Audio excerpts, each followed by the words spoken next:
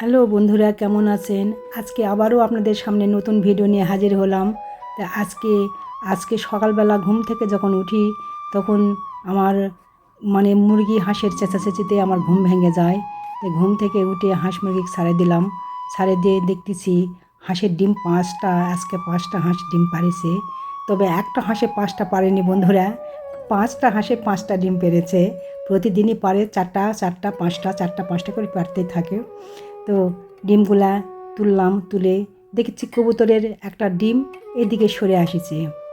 কবুতরের ডিমটা সরে আসছে, তে আমি মনে করেছি যে কবুতর ডিমটা এমনিতে ভালো আছে, এমনিতে সরে আসছে। দেখতেছি হাত দিয়ে টানে আনে দেখলাম যে দেখতেছি কবুতরের ডিমটা ঠোসা করে কিসে যে খাইছে আল্লাহ জানুক।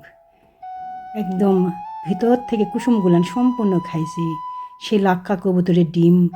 এরা আমার ছেলে যদুর শোনেতে খুব কষ্ট পাবে, কারণ আমার ছেলের খুব শখের কবুতর এটা। তাই আমি এত কষ্ট করার পরও আমি সব কিছু দেখে শুনে রাখি, কিন্তু ডিমটাকে আর দেখে রাখতে পারিনি। কিসে যে খাইছে আল্লাহ জানুক। তো এই তো হাঁসের ডিম তুলে নিয়ে গেলাম, তুলে নিয়ে যাই ধোয়া লাগবে। হাঁসের ডিম না ধুলে আবার ফ্রিজে রাখবো কেমন করে? এই হাঁসের ডিমগুলো আবার করলাম কি, ধুলাম, ধুয়ে নিয়ে যায় ধুলাম।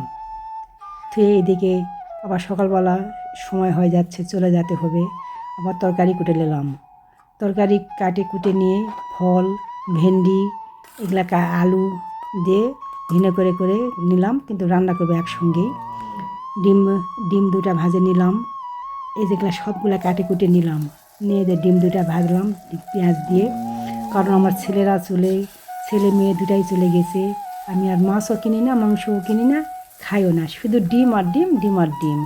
কাছে সন্তান না থাকলে খাবার ইচ্ছা হয়, খাবার ইচ্ছা হয় না। তে কি আমাকে খালি ওই নিরামিষ খাচ্ছি আর বলতেছে যে আজকে আবার ডিম খেলে আবার হাই প্রেশার আছে, বাড়বে না কি। তো তারপরে 2 মাস পর খেলাম। এই রান্না করতেছি ফল, ভেন্ডি একসঙ্গে দিয়ে অল্প তেল দিয়ে রান্না করতেছি, কারণ তেল বেশি খেলে শরীরের জন্য খুবই ক্ষতিকর। ডাক্তারের তেল খাওয়া মানা করে প্রতিটা লোকেরই, কিন্তু না দিলেও নয়, একটু করে দিতে হয়। তো সব কিছু দিয়ে ধীরে ধীরে নাড়াচাড়া করলাম। এদিকে আবার হাঁসি ঘরক এই রান্না তুলে দিয়ে যায়, হাঁস মুরগিকে আবার খাবারও দিচ্ছি। আবার ঝাড়ঝাঁটা সব দিতে হচ্ছে, কারণ বাড়িতে আর কেউ নেই, একা আমি মানুষ। এগুলো তুলে দিয়েছে। আবার এক রাইস পটের ভাত তুলে দিলাম। ভাত তুলে দিয়ে, কিন্তু আপনারা হয়তো সজনা আর ভেন্ডি একসঙ্গে কোনোদিন খেয়েছেন কি না খেয়েছেন, খাই দেখবেন, খুব স্বাদ লাগে। তো এইভাবে রান্না করলাম। আর একটা মানুষের জন্য তো মানে ফষ্টি করে রান্না করলাম না, কারণ ছেলে মেয়ে থাকলে হয়তো ফষ্টি করে রান্না করা লাগলে হয়নি যে এটা খাবে ওটা খাবে না ওটা খাবে না। আর আমি যা পাই তাই চারটা মুখ দিই, না পারলে না খাই থাকি। এই করে রান্না করলাম, করে 2টা ডিম ভাজে নিয়ে এই তো রান্না চলতেছে, গ্যাসে তুলে দিছি। ছেলেরা চলে গেছে, আর আমি বাইরে চুলা তো খুব কম যাই, কারণ শরীরটা আমার খুবই খারাপ। এইদিকে আবার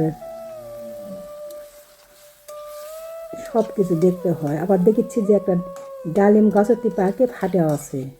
আমি বলতেছি যে ভাতটা খাই দেওয়া যায়, ডালিমটা পারবো যদি মনে থাকে। এই তো তরকারি প্রায় হওয়া পানিটা মারা যাবে। পানিটা মারা গেলে একটু নিচে রস না থাকলে নামাবো। নামে আমি একটু এই যে ওষুধ খেলাম, ওষুধ খাওয়ার 30 মিনিট পর খাইতে হয়। তো খাবো, খাই আবার যেতে হবে।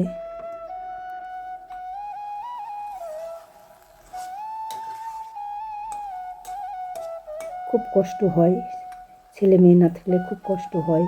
রান্না করতে ইচ্ছে করে না, খাইতেও ইচ্ছে করে না। এতে ডিম ভাজলাম, ভাজে ভাতটা একটু খেলাম।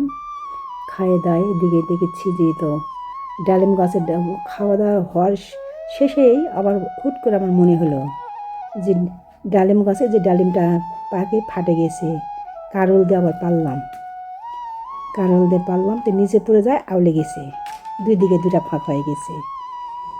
ডালিম অবশ্য নয়, এটা বেদানা বলে কিনে নিয়ে আসছিলাম। খুব সুন্দর লাল হয়েছে। তো 2টা কোয়াম করে দিলাম, খুব মিষ্টি, খুবই মিষ্টি। তাই আমি আর খেলাম না, তো আমি স্কুলের সময় হয়ে গেছে, আমি তাড়াতাড়ি করে চলে গেলাম।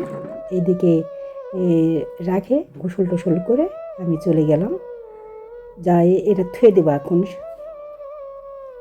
তো বন্ধুরা, এই আজ আমার সারাদিনের কর্মকাণ্ড।